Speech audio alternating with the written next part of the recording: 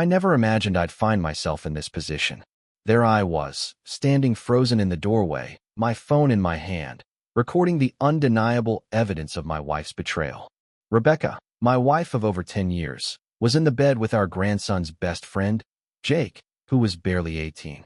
The scene before me was something I couldn't have prepared for, something that sliced through every ounce of trust one had left. I couldn't move.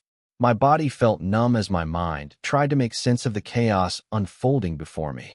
My wife, the woman I had spent my life with, was giving herself to a boy, my grandson's friend, of all people. And I had caught it all on camera. Every detail, every second of her lies, recorded in full HD, ready to be played back for the world to see. But here's the kicker. Rebecca didn't even notice I was standing there. She was lost in her own world, wrapped up in the fantasy she'd built, oblivious to the fact that I had just walked in on her betrayal. And I couldn't believe what I was seeing. This wasn't just a mistake. This was deliberate. She didn't even flinch when our eyes met. Instead, she just threw the blanket over her, acting like nothing happened. Like I hadn't just watched her cheat on me, in the most gut-wrenching way possible. I stood there, breathing heavily, struggling to process the raw, gut-punching reality. I should have yelled. I should have confronted her right then and there. But I didn't. I turned around, stepped out of the room, and I walked away. I had to get my thoughts together. This wasn't just a betrayal. This was a bombshell that would change everything. And I had the evidence. What was I going to do now? I couldn't even process what I had just witnessed. My brain couldn't catch up with the reality that was crashing down on me. I stood in the hallway, feeling the weight of the recording in my hands like a heavy burden. The image of Rebecca and Jake, entangled in each other, burned in my mind. I could still hear the sounds, the muffled laughter, the hurried breaths. It all replayed in my head over and over again. But what was I supposed to do now? Confront her? I wanted to. No, I needed to. But what would I say? What could I possibly say that would make sense? She had just shattered everything. The trust, the love, the future we had built together. I stood there in the hallway for a few moments, my thoughts swirling. I thought about walking out, grabbing my things, and leaving. But no, I had to confront her. She didn't deserve to just walk away from this unscathed. She needed to understand the devastation she had caused. I couldn't believe how calm she had been when I caught her. She had barely flinched, barely acknowledged the fact that I was standing there, watching her betray me. She seemed unfazed, almost like she had done this before. That thought sent a chill down my spine. Had this been going on longer than I thought? I paced back and forth, unsure of what to do, but something in me snapped. I couldn't just let it go. I couldn't just let her act like nothing happened. I had to face her. I walked into the bedroom, where she was still lying in the bed, now wrapped in the blanket, avoiding my gaze. The room felt suffocating, like I couldn't get enough air into my lungs. She looked at me for a moment, and then her eyes darted to the phone in my hand, the one that held all the evidence. I could feel the tension building between us.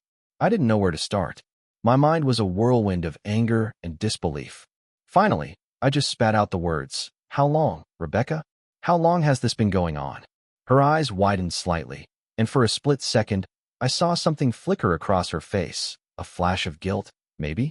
But it was gone as quickly as it appeared, replaced by that calm, almost detached expression. She sighed dramatically, as though this was some inconvenience to her, like she had better things to do. "It's not what you think, Jason," she said, her voice annoyingly steady. "You're blowing this out of proportion." I was stunned. Was she serious? After everything I had just seen, she was trying to downplay it? Not what I think. "Are you kidding me, Rebecca? I saw it. I have it on video. Don't try to act like this isn't real." My voice was shaking now, not with fear, but with the overwhelming wave of anger crashing over me. Rebecca sat up, still clutching the blanket tightly around her chest, and finally looked me in the eye. "You don't understand," she said, her tone almost patronizing. "I was just bored. You were never around, Jason. You were always working, always too busy for me. I needed attention. I needed someone to make me feel wanted." My chest tightened. "Bored? So you decide to cheat with Jake? Our grandson's best friend? You think that's okay? You think that's justifiable?" I couldn't keep the disgust out of my voice. She just shrugged, as if it wasn't a big deal. "It wasn't like that. You don't understand. We were just having fun." My heart sank. She was trying to trivialize everything. She wasn't even sorry. No regret. No apology. Just excuses. Justifications for something that was unforgivable. I stepped forward, not able to contain the fury boiling inside me anymore. This isn't just fun, Rebecca. This is destruction. You just destroyed everything. You destroyed our marriage, our trust, our family. How could you do this to me? I was shouting now, the tears of anger threatening to spill, but I fought them back. I couldn't let her see me like that. I had to stay in control, no matter how badly I was falling apart inside. She just looked at me, and her lips curled into a smug, almost mocking smile. You think I care about any of that, Jason? This is just how it is. You're always so busy, so wrapped up in your work. You never even noticed me slipping away. You never even noticed him. She nodded toward Jake, who was still sitting on the bed, looking awkward and uncomfortable. He didn't speak. He just sat there like he didn't even know what to do with himself. But he knew. He knew exactly what he had done. I turned my gaze back to Rebecca. So what? You think this is my fault? That because I'm busy at work, it gives you the right to cheat? My voice wavered, but I refused to let it crack. You didn't even care? You didn't even think about the damage you were doing. She rolled her eyes. Don't be dramatic, Jason. This is nothing. You're blowing it all out of proportion. You'll get over it. She had the audacity to laugh at me. A cruel, condescending laugh that made my blood boil. I couldn't take it anymore. No, Rebecca. I'm not getting over this. I'm done. You think this is something I can just forget? You've made your choice. Now, you deal with the consequences. I turned to leave, my heart pounding in my chest. But as I reached the door, I stopped. I had to get the last word in. Oh, and by the way, I said, without turning around, I'm not leaving. I'll be here for the next few days. But after that, I'm gone. And you'll have to explain this to everyone. To our family. To our friends. To our grandson. I walked out of the room, leaving her there, stunned, with nothing more to say. The hours that followed were a blur. I walked around the house in a daze, my mind racing. I couldn't focus on anything. I tried to work, to distract myself, but it was impossible. The scene in that bedroom kept replaying in my head, each time feeling worse than the last. Every time I closed my eyes, I saw Rebecca in Jake's arms, laughing, touching him, doing everything she was supposed to be doing with me. How could she do this? How could she betray me like this? I couldn't wrap my mind around it. This wasn't just an affair, it was an attack on everything I believed in. The trust we'd built over the years, the love we'd shared, all of it had been shattered in an instant. And Jake. God, Jake. He was like family. I'd known him since he was a kid, and I had always trusted him.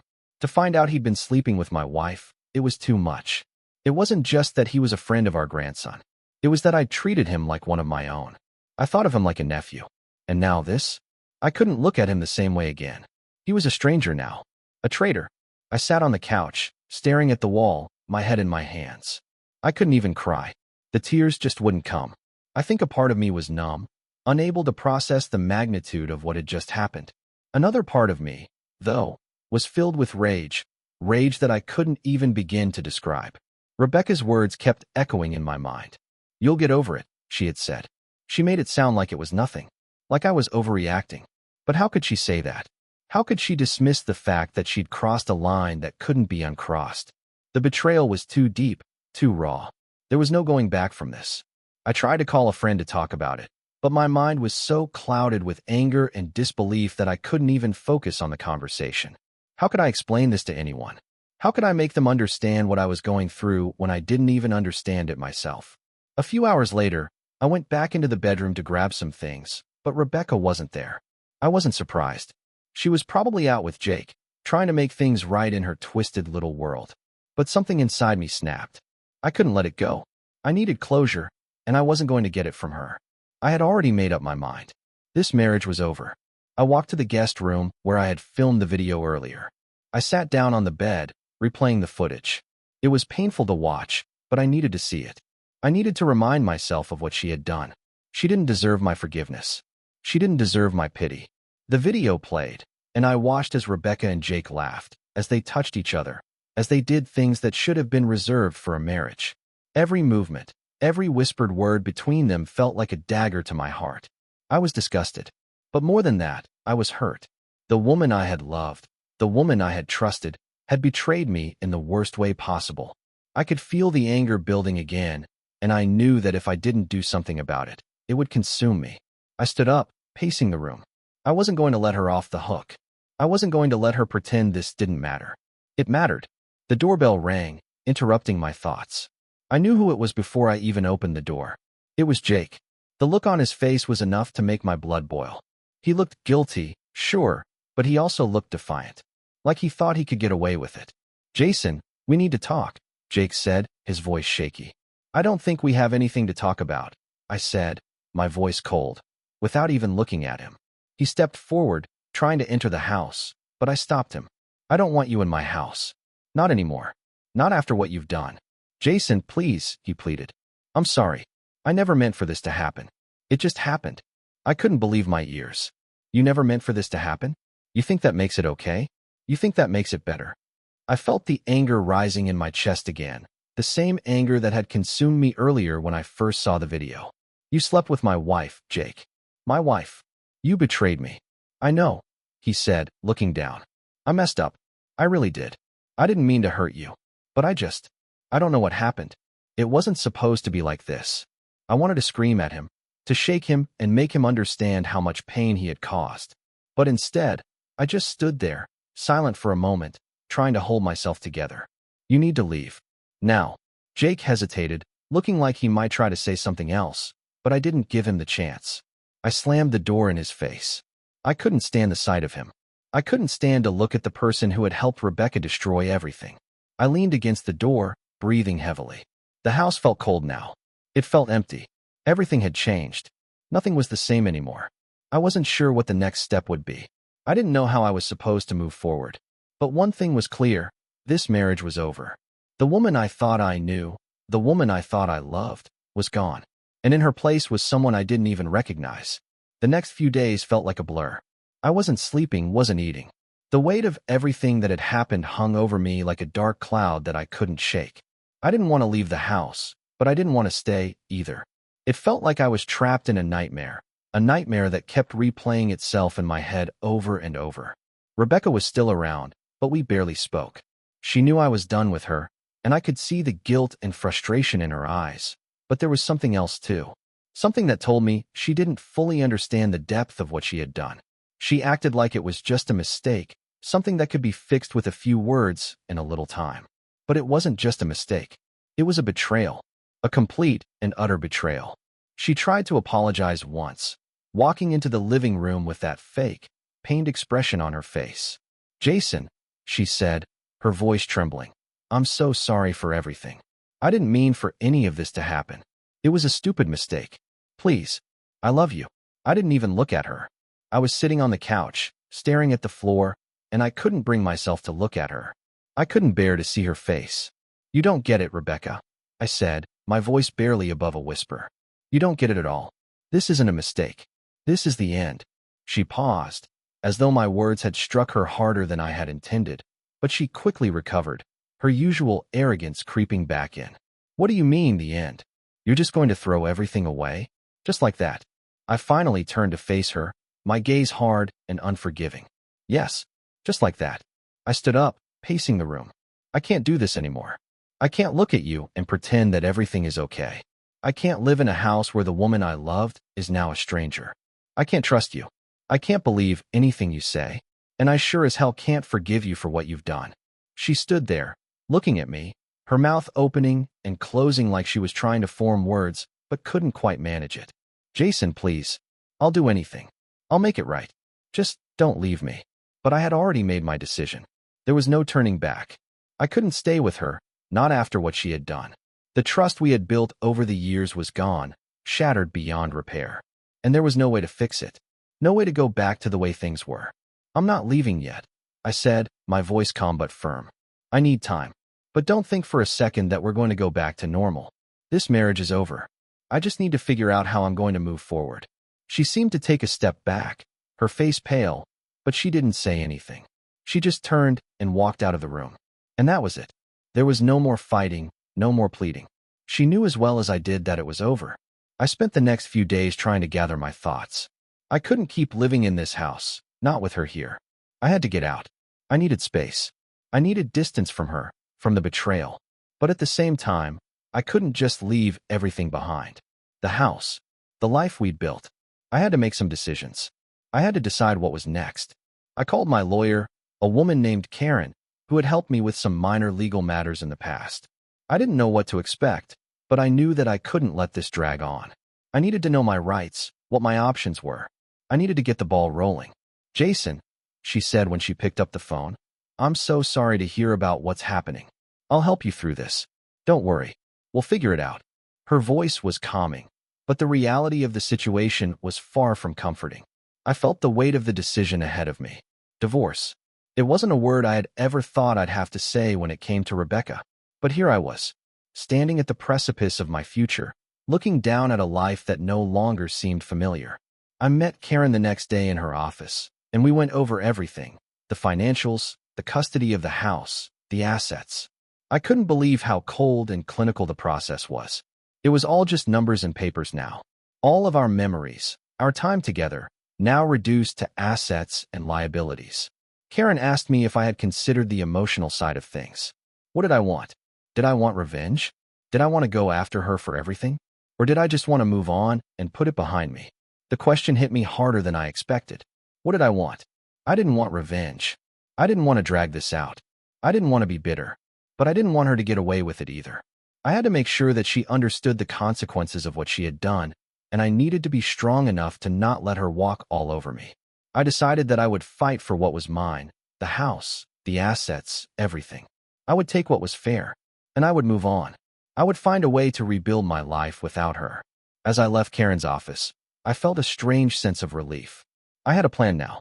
I wasn't going to sit back and let Rebecca continue to manipulate me. I wasn't going to let her control my future any longer. The next step was telling Rebecca, telling her that this was it, that I was done.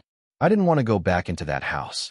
Every inch of it was now tainted with memories of Rebecca, memories that had once brought me comfort, but now felt suffocating, unbearable. But I had to face her. I had to take the final step. I couldn't keep avoiding it, pretending like this wasn't happening. Rebecca was in the kitchen when I walked in. She didn't turn around at first, and for a moment, I just stood there, watching her. She looked so different now. There was no warmth in her eyes, no love. Just the remnants of a person I used to know. The woman who used to laugh at my bad jokes, who would cuddle with me on the couch, who would ask me how my day was going. It felt like that woman was gone forever. She finally looked up, her expression guarded. She had probably been waiting for me to make the next move, to make the decision that would end it all. She already knew what was coming. It wasn't like I had been hiding it from her. I had made it clear. But now that it was time to say the words, I found myself hesitating. Was I really ready to close this chapter for good? I took a deep breath, walking towards the table where she was sitting. Rebecca, I started, my voice steady, but I could feel the tightness in my chest. I'm done. She didn't respond right away. She just looked at me, her eyes filled with something I couldn't quite place. Was it regret? Guilt? Or maybe it was defiance? I couldn't tell. But whatever it was, it didn't matter anymore. You're done? Just like that? She asked, her tone surprisingly calm, even though I could hear the slight tremor in her voice. After everything we've been through? I nodded. Yes, just like that. You crossed a line, Rebecca, and I can't go back from it. I can't unsee what I saw. I can't forget what you did to me, to us. I can't even look at you the same way anymore. My heart was racing, but I forced myself to look her in the eye. You destroyed everything. She stood up then, taking a few steps towards me. Jason, please. I'm so sorry. I didn't mean for it to happen like this. I love you. I did love you. You know I did. I laughed bitterly. Love? You think that after everything, you can still say that word? After you let Jake into our bed? After everything you did behind my back? I was shaking with anger now, but I couldn't stop. I needed her to understand. You destroyed what we had. And you don't get to just apologize and make it better. You don't get to undo the damage. Her eyes filled with tears, but I wasn't moved. I had shed all the tears I needed to shed already. What was the point? It wasn't going to change anything. Nothing could change the fact that she had chosen Jake over me, over our marriage. I don't know why I did it, Jason, she whispered, almost to herself. I felt like I was invisible, like you didn't see me anymore, like I didn't matter. I took a step back, trying to steady myself. That's not an excuse. It's not an explanation. You're making it sound like I'm the one who did something wrong here. Like I pushed you to this. You made the choice, Rebecca. You chose to betray me. You chose to destroy everything we had. And now, I'm left picking up the pieces of my life, trying to figure out how to move on from this." She reached out to touch my arm, but I pulled away. I couldn't even bear to let her get close to me anymore. "Don't touch me," I said, my voice cold. "I don't need your pity. I don't need your fake apologies. You made your bed, Rebecca. Now you'll have to lie in it." She stood there, her face pale, her hands trembling. She was broken, but it didn't change anything. I couldn't feel sorry for her. She had crossed a line that could never be uncrossed. "I don't want you here anymore," I said, my voice quieter but firm. "I need you to pack your things and leave. I can't live here with you. Not after what you've done." The silence that followed was suffocating. I thought she might argue, might try to convince me to stay, but instead, she just nodded, her shoulders slumping as if the weight of the reality had finally hit her. She knew, deep down, that there was no going back. "I'll go," she said softly. "I'll pack up and leave." "But Jason, I never meant to hurt you. I didn't think it would go this far." I shook my head. "You don't get to say that now. You don't get to act like you didn't know exactly what you were doing. You knew. You knew what it would do to me, and you still did it." And with that, she turned and walked out of the room, leaving me alone in the silence that followed. I didn't know what I was supposed to feel in that moment. I should have felt relief, right? I should have been happy to be rid of her. But all I felt was emptiness. There was no satisfaction in knowing that she was finally leaving. There was no sense of victory. Only the hollow echo of a broken life that I wasn't sure how to fix. I stood there for a long time, staring at the door she had just walked out of, feeling the weight of everything crashing down on me. How had it come to this? How had I gotten to the point where my marriage, the one thing I had always counted on, had turned into a nightmare? But I knew one thing for sure. I had made the right decision. This was the end. And now, it was time to move forward. The days that followed felt like a fog I couldn't escape from. Rebecca left that day, just like she said she would, but it didn't bring the peace I thought it would. There was no sense of relief, no closure. All I had left were questions, memories, and that gnawing ache deep inside me. My entire world had been turned upside down in a matter of days, and I still couldn't fully grasp what had happened. I walked through the house, seeing it all differently now. The pictures on the walls, once full of memories of our happy moments, now felt like cruel reminders of a life that no longer existed. The kitchen where we used to laugh and cook together was now empty, cold, lifeless. The couch where we'd once sat together watching movies, arguing over silly things, was now a symbol of everything I had lost. I spent the first few days just wandering around, trying to come to terms with it. I'd never been alone in this house before. The silence was suffocating, and the weight of it all pressed down on me. It was like I was living in someone else's life, someone who wasn't me. I tried to keep busy, work on projects, but nothing seemed to matter anymore. I didn't care about anything. The passion I once had for my work, for life itself, had disappeared along with Rebecca's lies. At night, the loneliness was the hardest to bear. I'd lie in bed, staring at the ceiling, trying to fall asleep, but unable to quiet my mind. My thoughts always turned back to her. I thought about the times we had spent together, the plans we'd made, the dreams we'd shared. And then I thought about Jake. My heart ached every time I thought about what he had done. He was a boy I had trusted, a boy I had watched grow up. He wasn't just some random person. He was someone I thought of as family. How could he do this to me? I found myself going over the details of what had happened in my mind, replaying the video over and over, even though I knew it would only hurt me more. I needed to remember, though. I needed to remind myself why I had made the choice to walk away.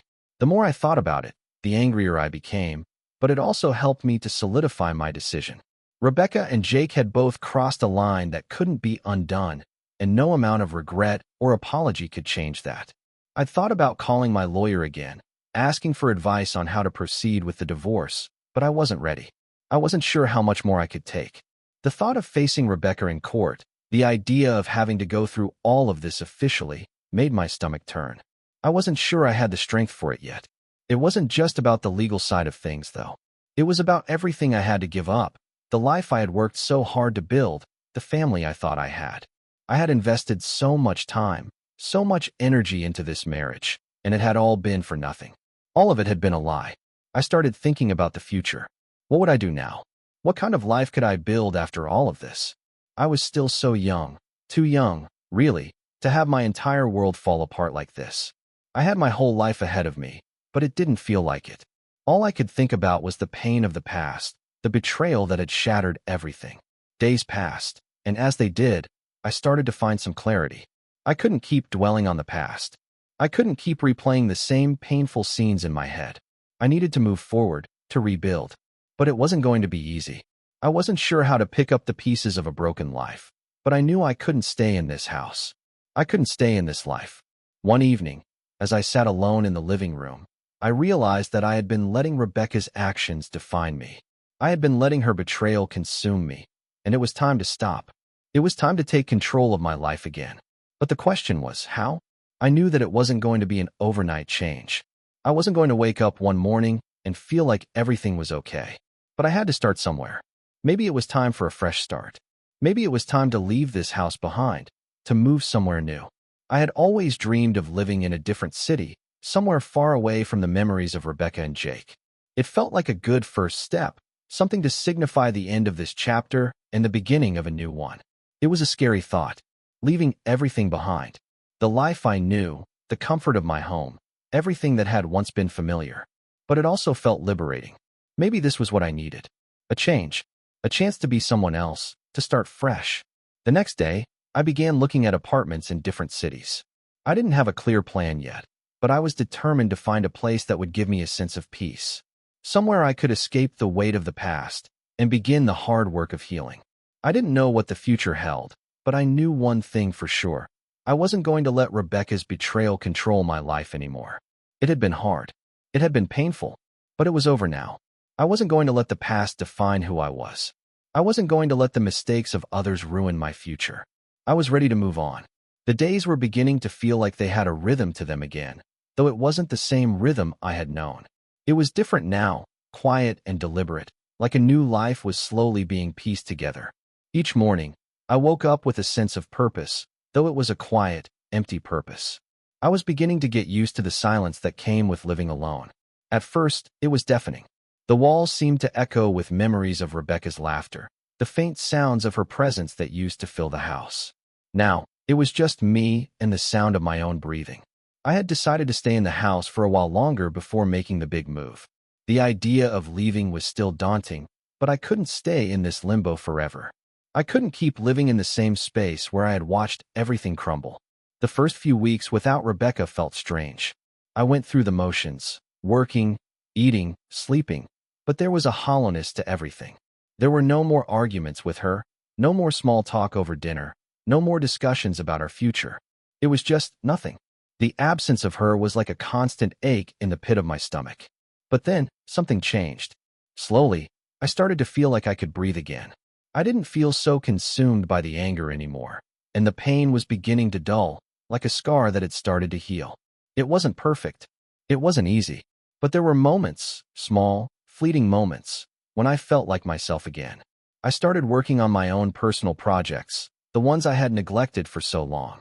I had always enjoyed writing, creating videos, and making something out of nothing, but Rebecca's betrayal had made me question everything I did. Now, I had the space to rediscover it. I began writing again, pouring my emotions into words, expressing things I hadn't been able to say aloud. I even started to think about how I might start a new YouTube channel, something that was just for me, where I could create content that was mine, that wasn't defined by anyone else's expectations. But it wasn't just about work. I realized that I had spent so much of my life focusing on others, on Rebecca, on our family, that I had lost sight of myself.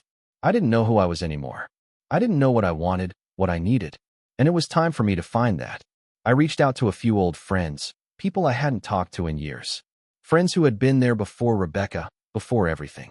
It felt good to reconnect with them, to remind myself that I wasn't alone, that there was a world outside of the mess I had been tangled in. One of those friends was Adam.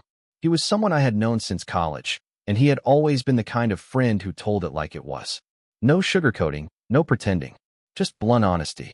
We met up for coffee one afternoon, and it was like nothing had changed between us, despite all the time that had passed.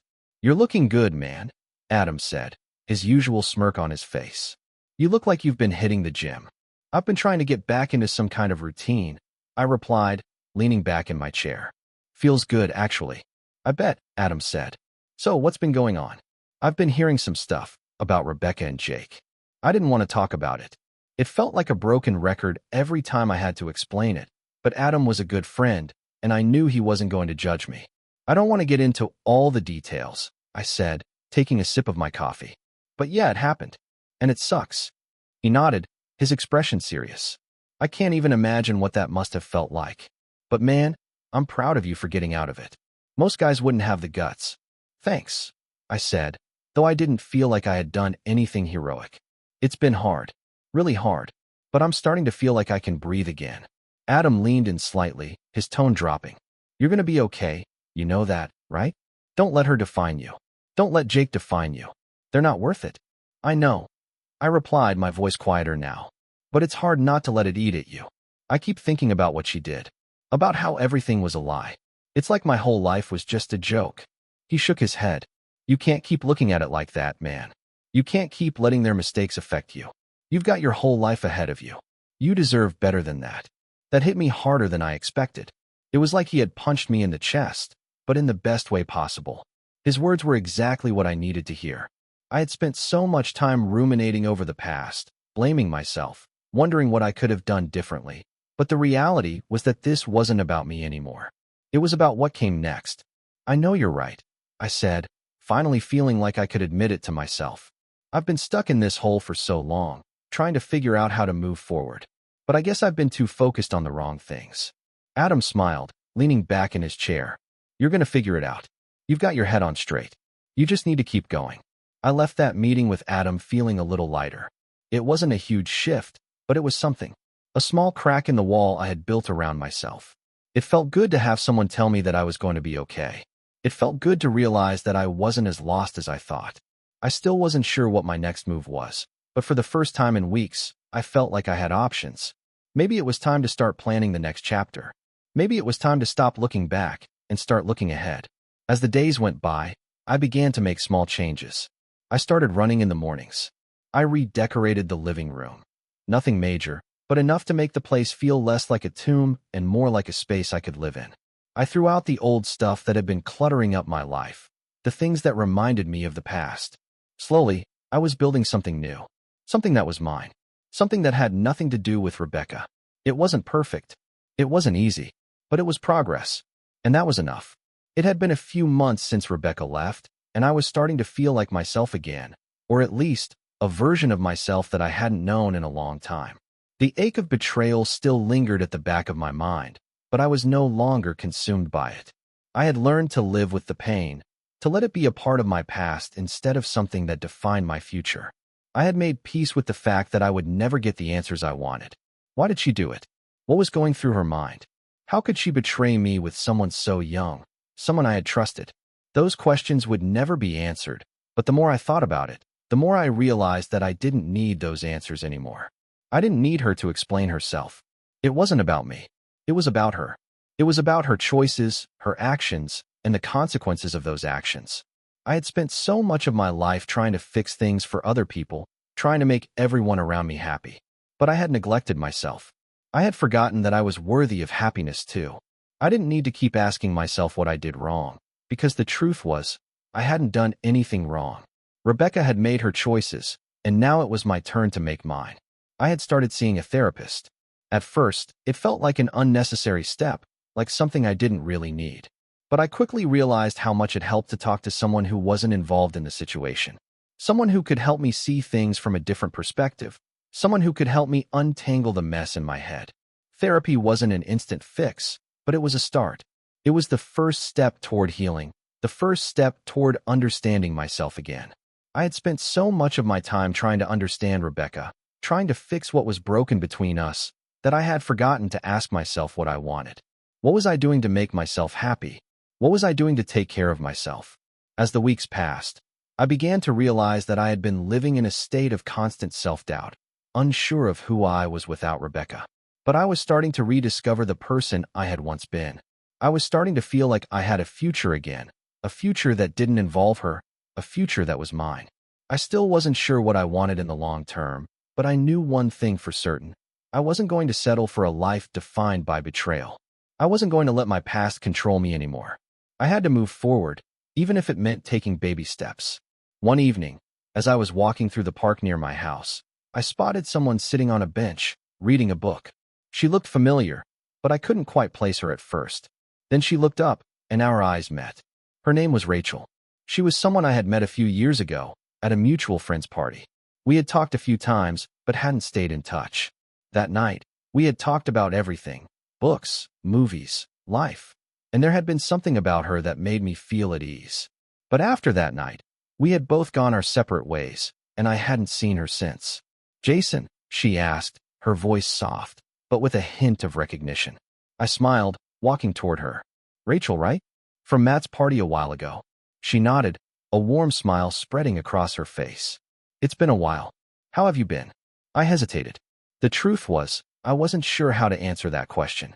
How was I supposed to explain everything that had happened in my life in just a few words? But instead of diving into the details, I just said, "I've been better, you know. Just taking it one day at a time." She raised an eyebrow, clearly intrigued, but she didn't push. "Yeah, I get that. Life can throw some curveballs, huh?" "Definitely," I said, taking a seat beside her on the bench. We sat in silence for a moment, the sound of the wind rustling the leaves in the trees above us. It felt peaceful, and for the first time in a long time, I felt like I could just breathe. "Are you still working at that marketing firm?" she asked, breaking the silence. I nodded. "Yeah, I am. It's been busy, but I'm doing some freelance work now too, trying to branch out, you know." "That sounds exciting," she said, genuinely interested. "It's good to see you taking control of things." I smiled, grateful for her support. "Yeah, I guess I am." We talked for a while longer, and for the first time in months, I felt like I was having a conversation that wasn't weighed down by the past. Rachel didn't know anything about what had happened with Rebecca. She didn't know the pain I had been through, and I didn't feel the need to explain it to her. It was refreshing to talk to someone without the shadow of my past hanging over me. As the conversation went on, I realized something. I wasn't ready to jump into anything new, not yet. But I also realized that I was open to it. For the first time since everything had fallen apart, I felt like I was capable of starting something new, of letting someone else into my life. Rachel and I exchanged numbers before we parted ways, and I couldn't help but feel a sense of optimism I hadn't felt in a long time. It wasn't about replacing Rebecca. It wasn't about running from my past. It was about moving forward, about giving myself the chance to experience something new, something healthy, and something real.